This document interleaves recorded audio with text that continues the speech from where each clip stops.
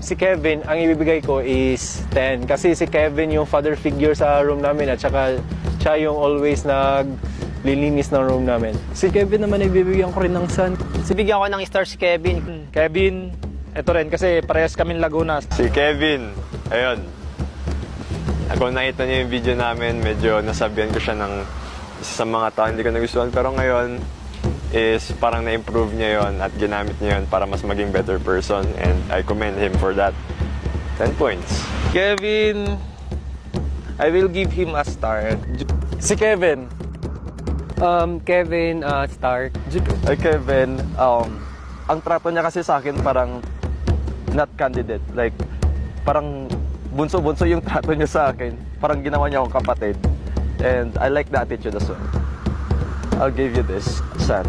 Kevin, probably the most mysterious guy. Kaya 10 points pa rin siya.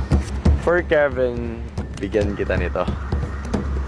Kevin, 10. Deserving niya yung 10 for me kasi aside from being real on himself and of course sa pagiging para siyang nag-guide sa amin. So ayun, I'm so thankful sa kanya kaya mas bagay ito sa kanya.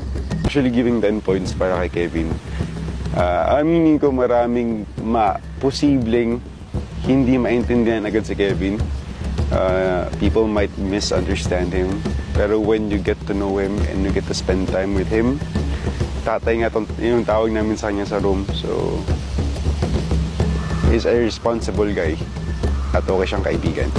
Si Kevin para sa akin is son. Kasi nung una, hindi ko siya nagustuhan talaga. Pero grabe, nung natutunan ko yung mga experience niya, yung mga ginagawa niya dati. Yung sa bar, grabe yung mga sayo niya. Doon ako naaliw talaga sa kanya. Siya yung king of the dance floor dun eh. To, Kevin, saan ka sa akin, bro? Si Kevin, sa akin, san si Kevin?